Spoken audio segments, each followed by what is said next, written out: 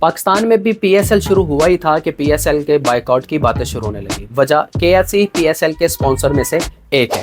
کیا اس قسم کے بائیکاٹ سے بڑی کمپنیوں کو، بڑے برانڈز کو فرق پڑتا ہے؟ تو اس کا جواب ہے ہاں، فرق پڑتا ہے. پہلے تو یہ جاننا ضروری ہے کہ کے ایف سی کس ملک کا برانڈ ہے. کے ایف سی امریکن برانڈ ہے اور امریکہ جو ہے وہ مسلسل اسرائیل کی حمایت میں رہا ہے. آپ نے سنا ہوگا کہ جب بڑے برانڈز اور بڑی کمپنیز کی بائیکاٹ کی مہم چلائی جاتی ہے تو لوگ کہتے ہیں کہ اس سے کیا فرق پڑتا ہے. تو یہ سچ نہیں ہے، اس سے فرق پڑتا ہے. خاص طور پر پچھلے کئی ماہ سے غزہ کی جنگ میں جب مختلف کمپنیز اور مختلف برانڈز کا بائیکاٹ کیا گیا تو انہیں خاصا فرق پڑا. تو آج کی اس ویڈیو کے اندر ہم یہ دیکھیں گے کہ کیا وہ نقصان صرف شارٹ ٹرم کے لیے ہے یا پھر لانگ ٹرمز کے لیے بھی ان کمپنیز اور برانڈز کو نقصان اٹھانا پڑتا ہے. یہاں یہ سمجھنا ضروری ہے کہ کے ایف سی جیسے برانڈز یا پھر دوسری کمپنیاں جب دوسرے ملکوں کے اندر کام کرتے ہیں تو وہ فرینچائز بیسڈ کام کرتے ہیں، یعنی کہ وہاں کا لوکل کاروباری اس کاروبار کو رن کرتا ہے تو اس فرینچائز کا نام استعمال کرنے پر اس کمپنی کو یا پھر اس برانڈ کو ٹیکس دیتا ہے. حماد لکھوی صاحب سے جب یہ سوال پوچھا گیا تو انہوں نے بڑا ہی مدلل جواب دیا. تاجر ہیں وہ ٹیکس دے رہے ہوتے ہیں، وہ ان کی رائلٹی دے رہے ہوتے ہیں اور وہ جو رائلٹی ہے وہ وہیں مین پول میں جا رہی ہوتی ہے، اسی جگہ پہنچ رہی ہوتی ہے. برانڈ مسلمانوں کے کو نقصان پہنچا رہا ہے اور مسلمانوں کو نقصان کیا کا ایک استعارہ ہے.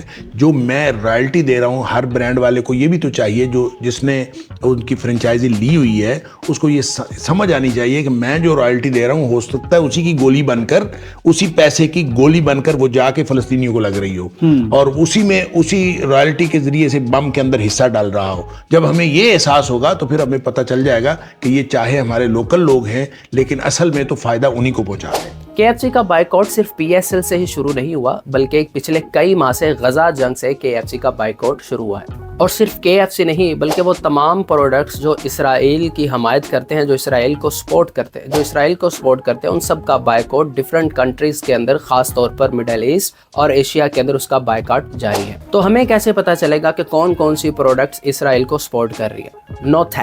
نو تھینکس یہ ایک موبائل ایپ ہے. اس کے اندر وہ ان تمام پروڈکٹس کے بارے میں بتایا گیا ہے جو مبینہ طور پر اسرائیل کو سپورٹ کرتی. اب یہ mobile app Google Play store اور آئی او ایس پر موجود نہیں، ہم اسے پھر بھی دوسرے طریقوں کے ساتھ ڈاؤن لوڈ کیا جا رہا ہے. 7 اکتوبر کو جب میکڈونلڈز نے اسرائیل کے فوجیوں کو فری میل بانٹے تو اس کے خلاف خاصا احتجاج ہوا اور اس احتجاج کے بعد میکڈونلڈز کے خلاف بھی بائیکاٹ مہم شروع ہوگی. تو میکڈونلڈز کو کتنا فرق پڑا وہ بھی جانتے ہیں. مشرق وسطیٰ کے اندر میکڈونلڈز کا جو گرو ٹارگٹ تھا 7% تھا، ان کا وہ گرو ٹارگٹ صرف 0.7% ہی اچیو ہو سکا. اسی طرح کافی بزنس اسٹارٹ بکس کے بارے میں کا جو گرو ٹارگٹ تھا وہ 5 سے 7% تھا، جبکہ بائیکاٹ مہم کے بعد ان کا وہ گرو ٹارگٹ صرف 4 سے 6% ہی باقی رہا. اس سے یہ ثابت ہوتا ہے کہ ان برانڈز کو شارٹ ٹرم کا تو نقصان ہوا لیکن ماہرین کے مطابق ان برانڈز کو لانگ ٹرم کا بھی نقصان ہوتا ہے.